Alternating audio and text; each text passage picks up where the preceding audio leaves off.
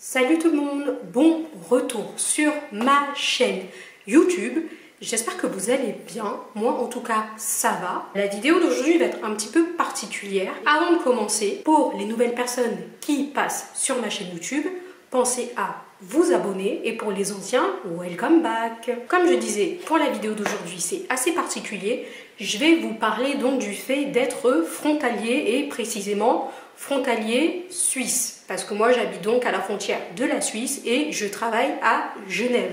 Beaucoup de personnes m'ont demandé mon parcours, comment j'ai fait pour arriver là. Je vais vous expliquer mon parcours, moi, comment ça s'est passé. Mais peut-être que pour tout le monde, ce n'est pas la même chose. Peut-être que ça peut vous donner des idées, des envies de venir ici ou pas. Ça dépend. Parce qu'il y a des points positifs comme il y a des points négatifs. Sur ce, c'est parti.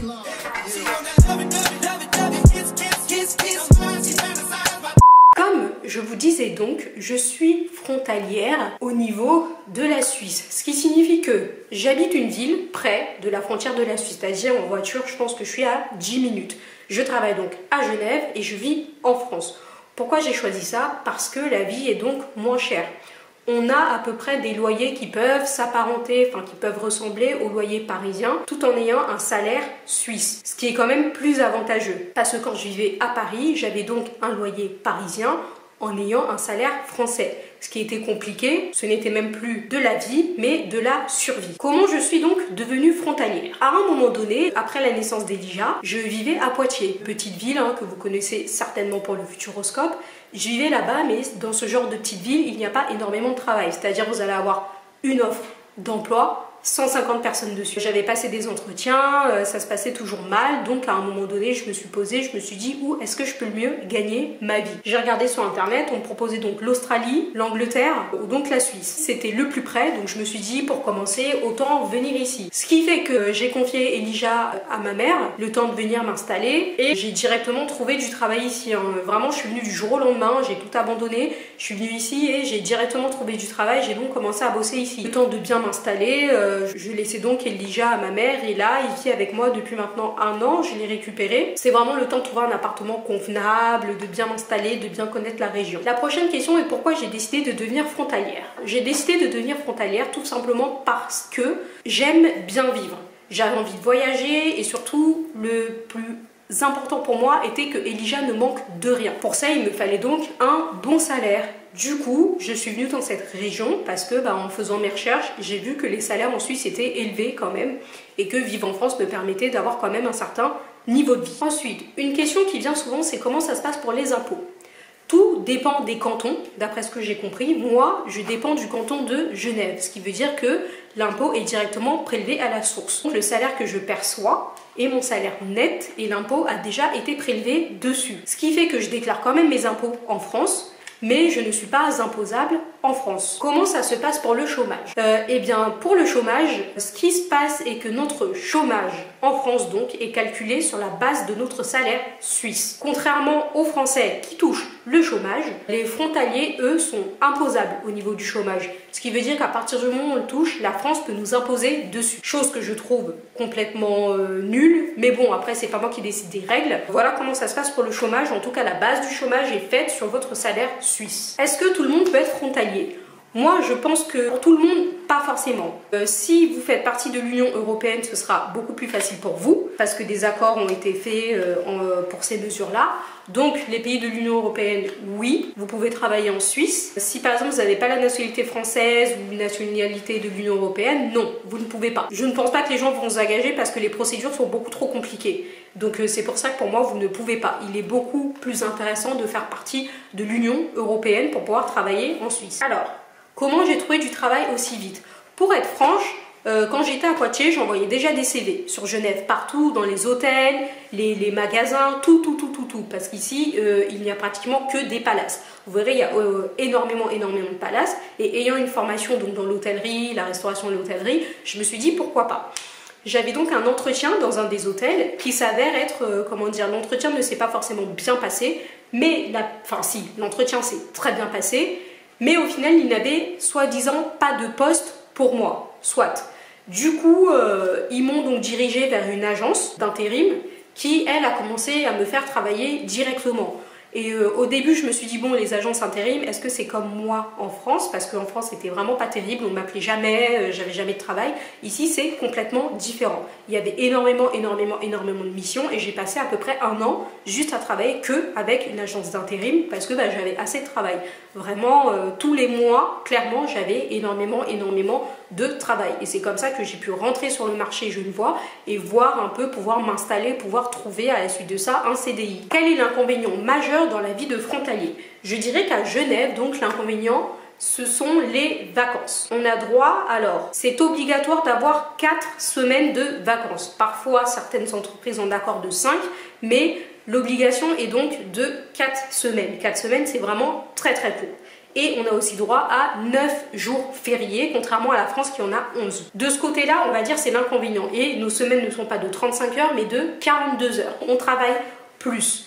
Après, moi, c'est quelque chose que je comprends complètement parce qu'on m'a toujours dit pour gagner plus, travailler plus. Je trouve ça à peu près normal. Je dirais vraiment c'est l'inconvénient majeur que j'ai. Ah oui, et aussi la ville dans laquelle je vis, je pense que à la base, c'était une ville dortoir. C'est pas hyper joli comme endroit, donc ce sera aussi un inconvénient, mais Dieu merci, j'ai un appartement qui est complètement fabuleux. D'ailleurs, il faudrait que je vous fasse la partie 2 de mon room tour, enfin de mon home tour, parce que vraiment, la première vidéo que j'avais fait, c'était vraiment ma première vidéo sur ma chaîne, et elle est pas terrible, j'en suis pas fière, donc je pense que je vous remontrerai mon appartement maintenant dans l'état qu'il est. Alors ensuite, comment ça se passe pour la sécurité sociale? Eh bien, quand vous commencez à travailler à Genève, le mieux est de directement choisir votre régime.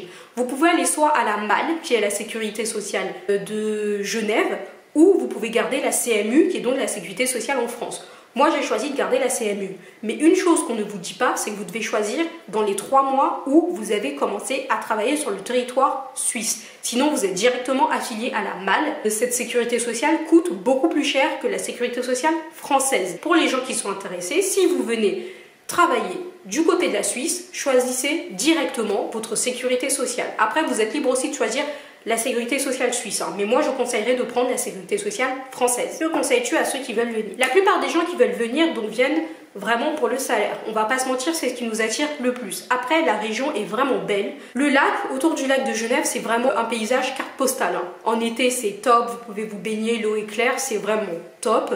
Mais en hiver, il n'y a pas grand chose à faire, sauf si vous aimez le ski. Quant à moi, je déteste la neige. Je ne peux pas supporter ça. Donc, qu'est-ce que je peux conseiller? Je peux conseiller, c'est ouvert à tout le monde. Si vous pensez que votre vie pourrait être meilleure ici, vraiment, venez. Moi, j'ai que ça à dire. Si vous pensez que vous pouvez trouver un travail ou vous pouvez trouver autre chose, n'hésitez vraiment pas. Moi, j'ai tenté, j'ai réussi à trouver. Maintenant, je ne suis pas sûre que dans les prochains mois, je vais rester dans la région parce que j'ai d'autres projets, mais du moins, je n'ai rien de négatif à dire ici parce que clairement, venir travailler ici a complètement changé mon niveau de vie. Après, ce que je dirais aux gens, c'est d'être prudent. Parce que certaines personnes viennent ici et ça leur monte facilement à la tête. Une fois que vous avez votre première paye, ça peut vraiment vite vous monter à la tête. Vous pensez, je sais pas, vous vous sentez vraiment tellement riche et vous pouvez lapider ça en 2 temps, 3 mouvements.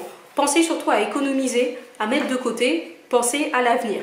Pensez aussi à vous faire plaisir parce que c'est très important. Voyagez au maximum. Si vous avez l'occasion, voyagez au maximum car ça ouvre vraiment l'esprit et c'est la chose que je peux vous conseiller. Mais en tout cas, pour moi, ça a été beaucoup plus de positif que de négatif. À savoir aussi qu'à Genève, vous pouvez être viré du jour au lendemain. Sachez-le, vous pouvez facilement trouver du travail, mais vous pouvez aussi être viré du jour au lendemain. Mais retrouver facilement du travail car on est dans une région où il y a du travail. Pour ceux qui veulent travailler, il y a du travail. Donc, si vraiment vous avez envie de changer de vie et découvrir autre chose, n'hésitez pas à venir. Après, Genève, c'est beaucoup de marques de luxe. Parce que on m'a quand même demandé comment ça se fait. Moi, je travaille avec une agence qui est quand même haut de gamme, qui travaille beaucoup dans les 5 étoiles. Donc, c'est pour ça que je me retrouve souvent à faire des événements avec des marques de luxe. Bien sûr, faites-vous des contacts. Ça marche aussi beaucoup comme ça, comme partout, que ce soit en France ou ailleurs. Le bouche à oreille, faites-vous des contacts. Une fois que vous faites des contacts, vous avez une facilité à pouvoir trouver ou à rentrer pour un emploi ou n'hésitez surtout pas, il faut savoir se faire des contacts. Et surtout, ayez beaucoup d'audace. Si vous n'avez pas d'audace ici, vous allez vous faire manger tout cru. J'espère que cette vidéo vous a plu. En tout cas, n'hésitez absolument pas à me dire dans les commentaires ce que vous en pensez. J'espère avoir répondu à la plupart de vos questions.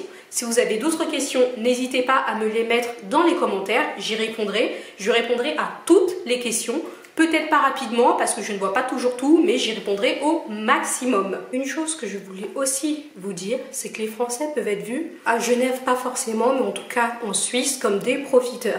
Pourquoi je dis ça? Parce qu'en gros, on arrive, on prend le salaire et on ne dépense pratiquement rien à Genève parce qu'on estime que c'est cher. Je peux comprendre qu'ils nous prennent pour des profiteurs, ce qui est complètement normal. Mais à savoir que comme on a le choix, on préfère dépenser notre argent en France parce qu'on estime que c'est moins cher, ce qui est aussi normal.